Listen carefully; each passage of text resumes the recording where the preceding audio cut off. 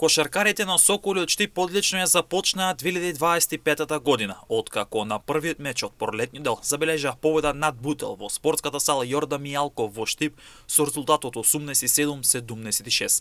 Целта на штипскиот клуб е влез во кошаркарската елита на Македонија и засега оди одлично според планот. Веќе овој викенд ќе се одигра надпреварата од 13-тото коло, каде Соколи ќе гостуваат во Прилеп кај екипата на Мегабаскет во меч каде штипјани ќе бидат фаворити за нов триумф.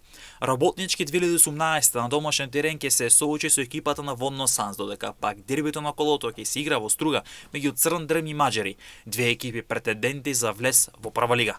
Екипата на Борец Баскет како фаворит на домашен терен ќе се соочи со Струмица, а пак Бутел на домашен терен ќе игра против екипата на МЗТ Скопје. Ланскиот прволигаш Охрид на домашен терен ќе има претежок меч против фаворитот и лидер Ангели.